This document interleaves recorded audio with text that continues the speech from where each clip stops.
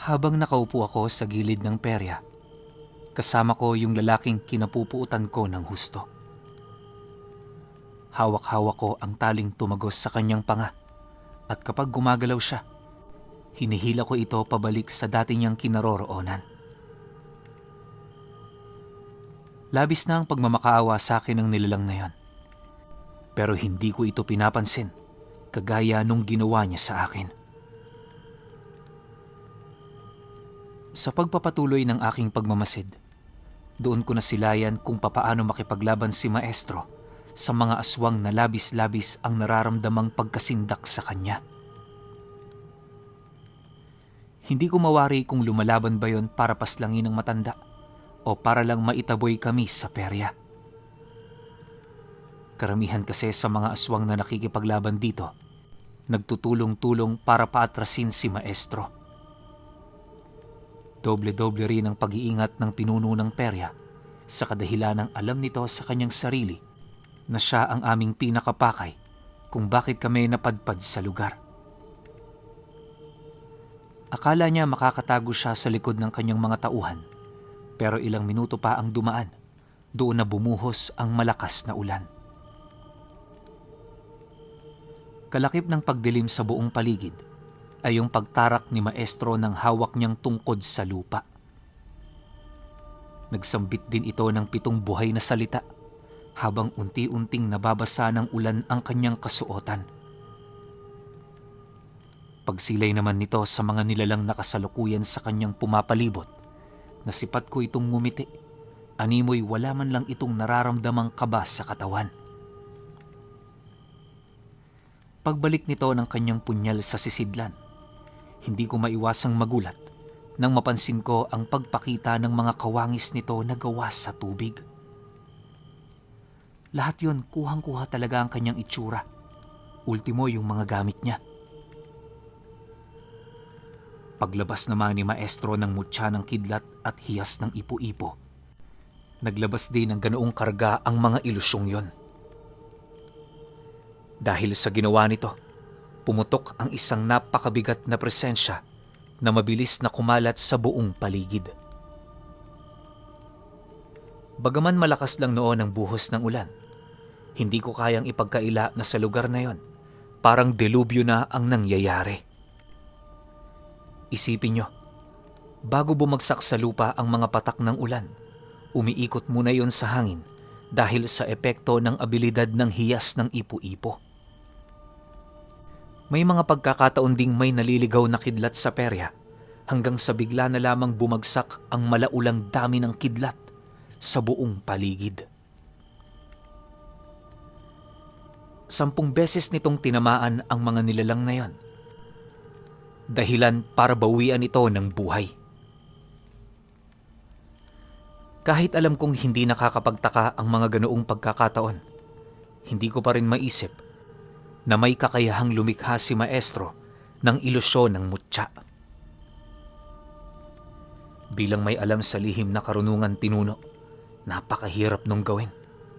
Kailan may hindi ko maisip na posible pala ang ganoong senaryo. At nga pala, baka may magsabi na naman sa inyo ng imposible ukol sa pagtama ng kidlat ng 10 beses sa iisang lugar. Hindi yun imposible. Sa panahon ngayon, marami na kayong makikitang ganyan sa inyong mga telepono. Yung iba, aakalain mong pawang likha ng siyensya, pero yon ay totoo. Matapos itong maipamalas ni Maestro, agad naman siyang nagbaba ng hudyat na paslangin ang mga aswang na kasalukuyang nag-aagaw buhay. Nang marinig naman ito ng mga ilusyon ni Maestro, agad yung lumapit sa mga nilalang at walang pakundangan nila itong nilunod sa pamamagitan ng tubig na nagsisilbi nilang anyo. Halos segundo lamang noon ang naging pagitan bago yun bawian ng buhay. Sa pagtahimik ng buong paligid, nakita ko ang pinuno ng perya na halos hindi na makilala. Agnas na ang iilan sa parte ng katawan nito, tapos tapyas na rin ang kanyang kaliwang braso. Bumalik na rin yun sa dati niyang anyo dahil sa matinding pinsalang kanyang natamo. Pagtali naman ni Maestro Metring sa leeg ng matanda, agad naman niya itong kinaladkad papalapit sa akin. Upang makalis din kami doon ng walang nakakatunog, kumuha kami ng kalabaw na alaga ng mga ito na siya namang aming ginamit para dumaan sa mga kakahuyang nasa likod lang ng perya. Pagdating namin sa paanan ng bundok, ibinaba namin ang dalawa kung saan doon na namin ito sinimulang kaladkarin patungo sa bahay ni Maestro. Kaya namin yun ginawa ay para maipakita sa mga ito na hindi lang sila ang gumagawa ng kademonyohan sa mundo. Sa loob ng halos kalahating oras ng aming pagbaybay ng daan, wala kaming ibang naririnig kundi ang sigaw ng dalawang nilalang. Yung aming dinaraanan, unti-unti nang napipintahan ng dugo na animoy ito ang nagsisilbing buntot ng aming bakas sa lugar kung saan kami dumaan. Nakakabahala man na baka gamitin itong pantuntun ng aming kalaban, mariin akong inabisuhan ni Maestro na wala akong dapat na ipag-alala. Sino man kasi ang pumunta sa bahay niya na hindi niya iniimbita, kung hindi magkakandaligaw-ligaw, paniguradong mawawalan yon ng bait. Hindi nito saklaw ang mga pangkaraniwang tao at ang naapektuhan nito ay yung mga taong nagtatangan ng masasamang dugo. Lahat kasi ng engkantadong kaibigan nila nakakaamoy ng ganoong bahid ng presensya. Ang ganoong kakayahan ang isa sa pinaka-iniingatan ni Maestro Metring. Kung hindi nyo rin na itatanong, 15 angka ng mga engkanto ang nakikisilong sa ilalim ng kanyang poder. Karamihan sa mga ito, mga engkantong gubat at mga engkantong naninirahan sa mga ilog. May mga engkanto ring nakatira sa mga bato na siya namang pangunahing tagapagmasid sa aming teritoryo. Kahit yung iba sa mga lahi nito ay hindi gaanong kalakasan, hindi ko masasabing wala yung silbi. Bawat isa sa mga angkan, may kanya-kanyang tungkuling ginagampanan para mapanatili ang kapayapaan. Naniniwala rin yun sa mga ipinaglalaban ni Maestro, kaya noon pa man walang pagkakabuklod na nangyayari. Iisa ang paniniwala at higit sa lahat, iisa ang hangarin. Sa paglipas ng mga panahong nasa poder ito ni Maestro, itinuring niya na rin yung kapamilya. Basta may itutulong siya, hindi siya nagdadalawang isip na ibigay yon sa mga engkantado. Dahil sa kanyang mabubuting gawain, kabutihan rin ang kanyang inaani sa mga ito. Sa pagpapatuloy ng aming paglalakad, unti-unti ko nang napapansin ang mga tikbalang na nagbabantay sa kabisera ng lupain ni Maestro. Bawat isa sa mga ito, paulit-ulit na sinisindak ang dalawang nilalang na aming kasama. Hindi naman namin yun gaanong pinansin, lalo na't alam na ng mga ito ang aming pakay sa dalawa. Pagdating namin sa kubo, inilublob ko muna ang dalawang aswang sa sapa para linisin ang katawan ng mga ito. Habang ginagawa ko naman ang bagay na yon, ramdam ko ang pag-aangil nila dahil sa nararamdaman nilang hapdi sa katawan.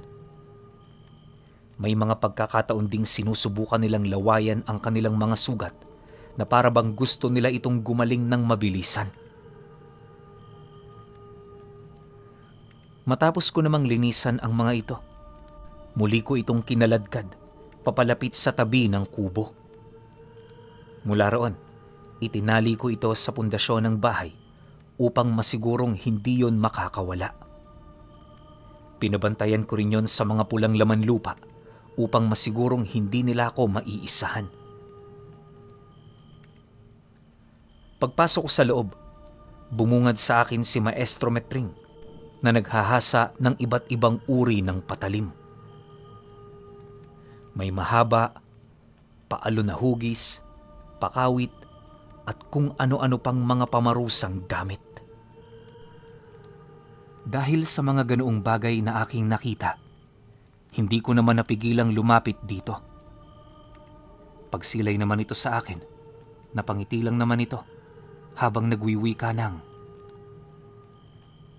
Makakabawi ka na rin, Iroy. Pagkatapos nito, alam kong matatahimik na ang iyong puso.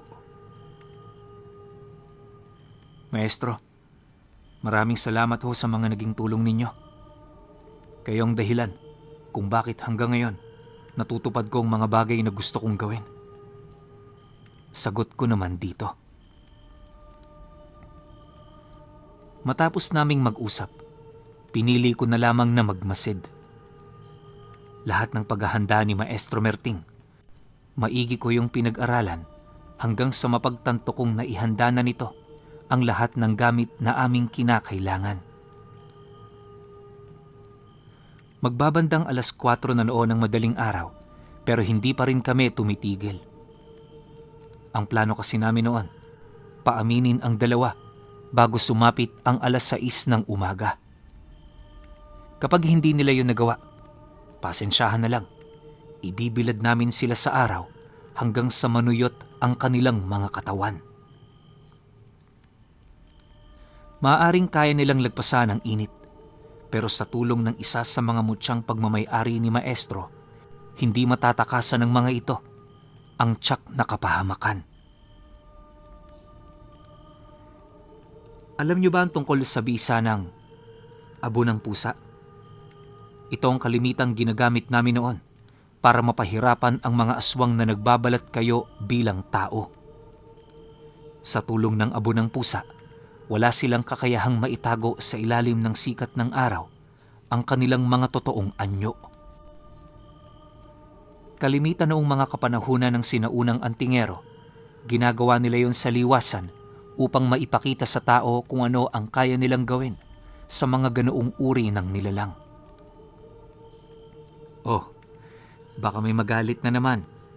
Ang pinagkukuhanan namin ng abo ay yung mga pusang pumanaw ng normal. Hindi ito sapilitan, sapagkat kapag puwersahan mong pinatay ang pusa, wala itong epekto sa mga nilalang. Malinaw tayo ha? Balik tayo sa kwento. Pagharap namin sa mga nilalang, agad namang inilatag ni Maestro ang lahat ng kanyang gamit. Pagkatapos nun, dinala namin ito sa gilid ng sapa para itali sa mga punong kahoy na nakatirik doon. Kaya namin naisipang doon parusahan at paslangin ang mga nilalang ay dahil sa malimit lang ang taong napapadaan sa lugar. Halos isa lang sa isang buwan kung doon ay may dumaraan. Kalahating oras pa ang lumipas nang maihanda na ang lahat. Doon na inumpisahan ni Maestro ang pagtatanong nito. Hanggat maaari, hindi niya na muna yon sinasaktan nang sa gayoy magkaroon niyo ng enerhiya para makapagsalita. Ang pinakamahalaga kasi sa amin noong mga oras na yon, malaman ang tungkol sa matandang nagngangalang Anunang at kung sino-sino ang mga kasamahan nito. Upang maisakatuparan kasi namin ang aming mga plano, kinakailangan naming mahimay ang bawat detalyeng may kinalaman sa mga nilalang na nagsisilbing banta ng aming kaligtasan. Uulitin ko. Ano ang kaugnayan nyo kay Anunang? Hindi ako naniniwalang wala kayong kaugnayan sa matandang yon. Bilang mga aswang na naglilibot sa mga lugar, marami kayong koneksyon at ugnayan sa inyong mga kalahi. Kaya kung ayaw niyong mapahirapan pa at makauwi ng ligtas sa inyong mga tahanan, mas mainam na magsalita na kayo habang maaga pa. Nakikita niyo naman siguro ang mga gamit kong dala. Lahat yan ay nakalaan para kayo ay pahirapan. Bungad na wika ni Maestro sa mga ito. Nang marinig naman ng dalawa ang kanyang sinabi, umangi lang naman yon. Indikasyon na nagmamatigas pa rin ito sa nais naming mangyari. Pagsilay naman ni Maestro sa ginawa ng nilalang, bigla naman itong kumuha ng pangkawit, sabay dahan-dahang lapat nito sa tiyan ng lalaking natalo ko. Di pa yun nakontento, pinakain niya pa yun ng papaitan, dahilan para masunog ang bunganga nito. Matapos nun, napasilay ito sa pinuno ng perya habang muli doong itinatanong ang tungkol sa matanda. Paulit-ulit niya din tong sinindak hanggang sa mapilitan na yung magsalita. Sa kasagsaga ng kanilang pag-uusap, nabanggit nito sa kanila na wala yung pagpipilian kundi ang sumunod. Ani nung nilalang, kahit sino pa ito basta tinatangan nito ang sinulid ng buhay, kinakailangan nila itong pag-ukulan ng respeto. Hindi kasi magiging madali ang pangontra sa gamit na yon, lalo pat direkta itong umiepekto sa utak ng mga nilalang na nasa panig ng kaliwa. Kahit taliwasyon sa kanilang paniniwala, mapipilitan sila doong sumunod. Ni isa sa kanila walang karapatang tumutol sa kagustuhan ng nagtatanga nito. Dagdag pa nung pinuno na, hindi pa man nakakapaglakbay sa kanilang panahon ng matandang mambabarang, nagkaroon na sila ng ugnayan dito. Sa paglipas pa ng mga buwan, naging tagapagmasid sila ng mga ito, kaya kinakailangan nilang maglakbay kung saan-saan para maghanap ng mga taong may aalay sa matanda. Nabanggit din ito na, kaya nila ako pinahirapan at kinulong ay dahil sa isa ko sa mga napili nilang alay. Matapos naman itong mailahad ng matanda, dahan-dahan naman ako nitong tinitigan habang nakangisi yung nagwiwika sa akin ng, Ikaw ang dahilan kung bakit napadpad siya sa panahong ito. Hindi magtatagal, iho. Makukuha ka rin niya. Ang iyong katawan ay mapapasa kanya.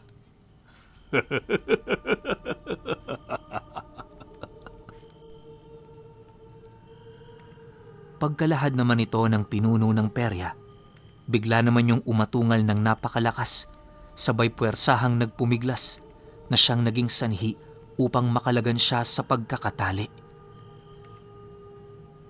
Nang masipat naman yun ni Maestro, dali-dali naman itong hinugot ang pangkawit sabay unday ng saksak sa likod nito.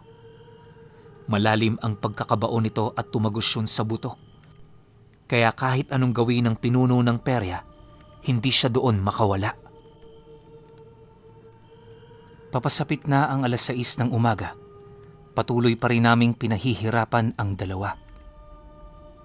Yung matangkad na lalaking nagpahirap sa akin, halos hindi na maiguhit ang muka, buhat sa tindi ng pinsala nitong tinamo. Nag-aagaw buhay na rin ito, at sa estado nun, parang malapit na yung mamatay. Gayunpaman, sa kabila nito wala pa rin akong nararamdamang awa sa taong yon. Sa isip-isip ko noon, kulang pa ang ginawa ko sa kanya kung ikukumpara sa naging paghihirap ko noong mangmang pa ako. Maya-maya pa, nang maantala naman ang pansamantala naming ginagawa, doon ko na napansin ang pagputok ng sikat ng araw. Mabilis yung lumaganap sa buong paligid at nung malapit na yon sa aming pamamahay, doon na nagdesisyon si Maestro Metring na sabuyan yon ng abo ng pusa. Paglapat naman sa balat nito ng mga abo, bigla naman yung sumigaw habang pinagmumura kami ng mga ito. Nagpupumilit pa yung sunggaban kami pero sa tindi ng kanilang tinamong pinsala sa katawan, bigo nilang yon ay maisakatuparan. Hindi naglaon. Nang lumapat na sa kanilang balat ang sikat ng araw, mabilis din naman silang nilamon ng apoy hanggang sa buto na lamang ang matira sa kanila. Matapos ang pangyayari, inutusan ako ni Maestro na ipatangay sa rumaragasang tubig ng sapa ang labi nito. Hindi kasi nila yun maaaring ilibing, gawa ng maraming nilalang ang naninirahan sa kanilang teritoryo. Alinsunod sa sinabi nito, agad ko naman yung ginawa nang wala ng pagtatanong. Matapos ko namang gawin ang bagay na yon, agad naman akong bumalik sa kubo para magpahinga. Dahil sa umaga pa naman, wala kaming ibang ginawa kundi ang mag-usap ukol kay Anunang. Base kasi sa inilahad ng nilalang na pinatay namin, isa sa pangunahing punterya ng mga ito ay yung mga pamilyang nagmamay-ari ng malawak na lupain. Kaya gusto doong mamugaran ng matanda ay dahil sa hangad nitong magkaroon ng malawak na impluensya. Makakatulong din ang lupain upang maikubli ang totoo nilang pagkatao habang nagpaparami sila ng kanilang grupo. Ang mas nakakatakot pa sa lahat, ang mapagkukunan nila ng pagkain sa lugar na yon. Naniniwala kasi noon ang aking maestro, purong mga aswang ang kalimitang kukuhanin nito. Siyempre, pagdating sa pisikal na lakas at karanasan sa kumbate, wala nang mas hihigit pa sa mga nilalang na yon na nahahanay sa panig ng kaliwa. Bagaman may posibilidad ding kumuha yon ng hindi nakalinya sa lahi ng mga aswang, nasisiguro naming kokonti lang ang bilang nito. Alam nyo kasi, pinuno, yung sinulid ng buhay, limitado lang din ang kayang kontroling. Ngunit kahit yon ay limitado, napakarami pa ring nilalang ang nakaya nitong mapanghawakan. Dahil sa ganun itong kakayahan, itinuturing namin itong isa sa pinakamapanganib na karga. Sa paglipas pa ng mga araw, nagpatuloy ang aming pananaliksik hanggang sa makatanggap kami ng ulat ukol sa isang malawak na palayan na pagmamay-ari ng hasinderong nagngangalang Antonio. Malawak ang impluensya ng pamilya nito sa lugar at kabilang din sila sa mga matagal na doong naninirahan na nagmamay-ari ng ekta-ektaryang lupain. Napakayaman din ang kanilang pamilya at hindi na rin mabilang ang mga trabahador nila. Marami ring kakilala itong si Antonio sa lugar na yon, kaya na may nagdesisyon si maestro na kilalanin ito. Hindi ko noon mawari ang iniisip ng matanda, pero napapansin kong may kakaiba itong kutob sa taong inilahad ng mga tagapagmasid nito na nakarating sa ibang ibayo. Dahil sa mga nalaman namin noon, hindi na kami nagdalawang isip na lumuwas. Sakay ng mga nakuha naming kalabaw sa perya, mabilis naming tinahak ang daan patungo sa lugar ng Kananga. Milya-milya ang layo nun mula sa lugar namin, pero hindi na namin ito inisip pa. Ang tanging mahalaga noong mga oras na yon, mapuntahan namin ito sa lalong madaling panahon. Sa totoo lang, pinuno, ang aming paglalakbay patungo sa Kananga ang masasabi kong isa sa pinakamahirap kong pinagdaanan. Bukod sa napakalayo, natuturing kaming manirahan sa mga kakahuyan. Kung saan kami noon inabutan ng gabi, doon na kami nagpapahinga. Kahit walang nangyaring kakaiba sa amin noon, hindi pa rin matawad-tawaran yung pagod na naranasan ko.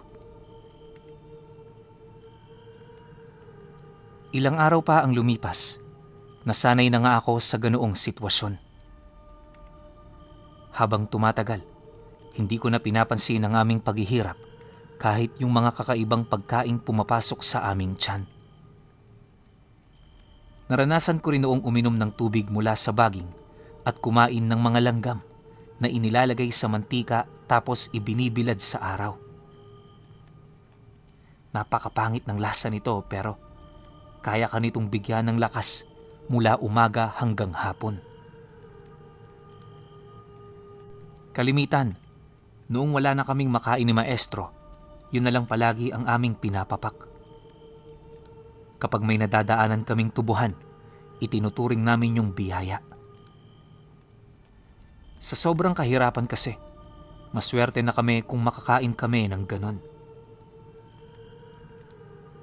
Awa naman ng Diyos, sa loob ng humigit 2 linggong paglalakbay, napasok na namin ang kabisera ng lugar. Sa pagpapatuloy ng aming paglalakad, doon na unti-unting bumungad ang malalawak na palayan. Marami na rin kaming nakakasalubong na magsasaka hanggang sa napadpad na kami sa isang maliit na sityong nasa gilid ng bundok. Purong mga magsasaka ang naninirahan sa lugar na yon, kaya madali kaming nakahingi ng tulong. Alam niyo kasi, kapag kapwa may hirap ang nilapitan mo, hinding-hindi kanyan tatanggihan. Bale, nanatili rin kami ng 3 araw sa lugar upang maikondisyon ang aming sarili sa isa na namang malayo-layong paglalakbay. Nagtrabaho din kami noon sa aming tinuluyan nang sa gayoy mabigyan kami nito ng sapat na pagkain na bubuhay sa amin patungo sa aming pupuntahan. Pagkaalis naman namin sa sityo, muli na namang nagsimula ang aming kalbaryo. Papasuko na talaga ako noon pero pilit kong kinakaya alang-alang kay Maestro Merting. Isipin ninyo, sa loob ng 2 linggong pagsakay ko ng kalabaw, halos kumapal na ang patay na balat sa aking puwetan. Palagi na rin noong nananakit ang aking likod dahil sa ganoong gawain. Subalit sa kabila ng lahat ng yon, hindi ko naman nakitaan ng paghihirap si Maestro Merting. Tipong, yung ginagawa namin napakapangkaraniwan na para sa kanya. Ni minsan, hindi ko siya narinig na magreklamo o tumigil para magpahinga. Nagagawa lang namin ang bagay na yan sa oras na ako na ang makiusap. Hindi naman madamot ang aking maestro, kaya napagbibigyan ako nito. Pagdating naman namin sa isa sa mga bayan ng Kananga, minabuti naming muling magpahinga. Habang nanunuluyan kami noon sa isa sa kaibigan nito, nagpatuloy ang aming pagmamasid. Lahat ng pwedeng mapagtanungan ukol kay Antonio, pasimple naming kinausap nang sa gayoy magkaroon kami ng ideya kung sino talaga ito. Sa kakatanong at kakatanong namin, nakilala namin ang isang lalaking nagngangalang Abito. Isa yung kargador sa merkado at malapit din na kaibigan nung lalaking aming tinuluyan. Kaya lang naman ito nakakapagbahagi ng iilang detalye ay dahil sa nataon noong lasing na yung dumayo sa bahay kung saan kami nakatira pansamantala. Nakipag-inuman pa yon sa kaibigan ng aking maestro at nung malasing na ito, doon na nito nabanggit ang dinadala nitong sama ng loob. Ayon sa lalaki, dati siyang trabahador ni Antonio. Naging maayos ang buhay niya doon. Kaya hindi niya mawari kung bakit basta-basta na lang siya nitong tinanggal sa serbisyo. Magmula kasi noong dumating yung matandang babae sa lugar na yon, unti-unti na ring nagbago ang kilos ng kanyang amo. Ang mga trabahador nitong hindi nito natitipuhan, pilit niyang hinahanapan ng butas para paalisin.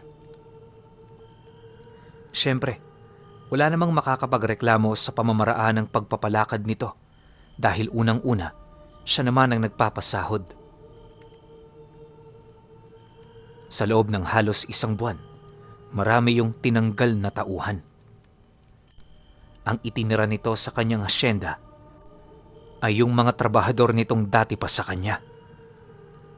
May mga iilang baguhan pa naman at pawang walang alam sa lugar. Ang mas ikinagalit pa nitong si Abito ay yung wala man lang silang natanggap na kahit isang kusing para sa ilang taon nilang serbisyo. Basta, nung inabisuhan sila nitong tanggal na, agad nitong pinaimpake ang kanilang mga gamit, sabay taboy sa kanila sa hasyenda na para bang mga hayop. Nakiusap pa sila sa taong yon pero hindi na sila nito pinagbigyan. Dahil sa ganoong kaganapan, halos isumpa niya ang taong yun buhat sa kanyang galit na nararamdaman. Dahil kasi sa ginawa nito, nagkabaon-baon siya sa utang. Halos hindi niya nga maisip kung papaano niya yun mababayaran. Mabuti na lang pinahiram siya ng kanyang biyanan. Nang marinig naman ni Maestro ang sinabi ni Abito, doon na yon nagka-interes na magtanong. Upang mailahad nito ang mga bagay na kinakailangan naming malaman, napilitan kaming magpabili pa noon ng karagdagang alak. Naglalaway man akong tumikim nito pero pinili ko yung iwasan. Ang pangangalaga ko kasi sa mutya ng reyna ng itim na langgam ay nangangailangan ng mga kasunduan. At isa sa mga kasunduang yon ay ang pagkakaroon ko ng dalisay na puso. Dapat malayo ako sa anumang uri ng bisyo kung ayaw kong lisanin ako nito. Kaya magmula nung nalaman ko ang bagay na yon, tinalikuran ko na talaga ang lahat. Makalipas pa ang ilang minuto naming pag-uusap, panay lang naman ang pagmumura nito habang nagbabahagi ng istorya. Gayunpaman, pinili pa rin namin itong pagtiyagaan upang malaman ang eksaktong kinaroroonan ni Anunang na nagtatangan ng sinulid ng buhay. Matapos nitong maisalaysay ang lahat, padabog naman yung umalis ng bahay. Hindi na namin ito sinundan, gawa ng ayon sa nagpatuloy sa amin, magwawala na naman yun sa kanila. Ganon kasi ito kapag lasing, halos hindi nakakakilala. Nang marinig ko ang sinabi ng may-ari ng pamamahay, agad naman akong nagsenyas kay Maestro Merting na papasok na muna ako sa loob. Puyat na puyat kasi ako noong mga oras na yon, gawa ng ilang araw na rin akong kulang sa tulog.